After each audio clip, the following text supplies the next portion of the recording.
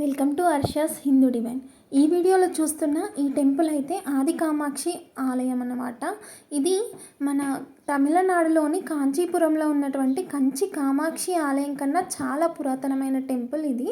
ఇక్కడే ఆదిశంకరాచార్యుల వారు స్వయంగా తన చేతులతో శ్రీచక్రాన్ని ప్రతిష్ఠింపజేశారంట.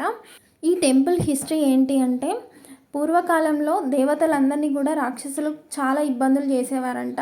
అయితే అప్పుడు వాళ్ళ యొక్క బాధల్ని తట్టుకోలేక దేవతలందరూ వచ్చి పార్వతీ అమ్మవారి దగ్గర తమ యొక్క బాధను చెప్పుకున్నారట. అప్పుడు అమ్మవారు కాళికా రూపంలో వచ్చి ఇక్కడ ఉన్నటువంటి రాక్షసుల్ని సంహారం చేస్తుందట. ఆ తర్వాత దేవతల యొక్క కోరిక మేరకు ఇక్కడే అమ్మవారు ఆది కామాక్షిగా స్థిరపడిపోయి భక్తులను అనుగ్రహిస్తున్నారని ఇక్కడ టెంపుల్ యొక్క చిన్న హిస్టరీ అన్నమాట. అయితే రాక్షసులను వధించిన తర్వాత అమ్మవారు చాలా ఉగ్ర రూపంలో ఉండేదంట, చాలా కోపంతో. అలా ఉండడం చేత ఆదిశంకరాచార్యులు ఇక్కడికి వచ్చి అమ్మవారిని శాంతింపచేసి సౌమ్యంగా ఉండే విధంగా చేసి శ్రీచక్రంలో ప్రతిష్టాపన చేశారని అంటారు.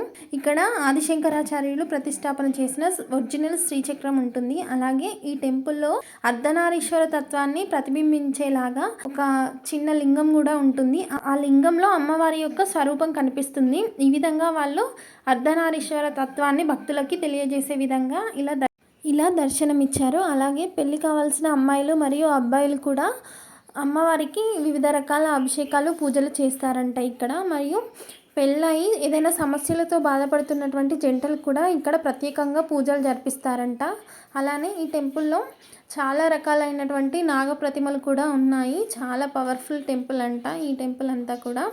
అలానే ఇక్కడ అమ్మవారి యొక్క విగ్రహం కింద 3 తలలు కలిగిన రాక్షసులని అమ్మవారు అణిచిపెట్టినట్టుగా విగ్రహం కూడా ఉంటుంది. ఇంకా ఈ టెంపుల్ అయితే కుమారకొట్టం సుబ్రహ్మణ్య స్వామి ఆలయానికి చాలా దగ్గరగా ఉంటుంది. కాంచీపురం టెంపుల్స్ యొక్క ఫుల్ డీటెయిల్స్ కావాలంటే నా ఛానల్ని సబ్స్క్రైబ్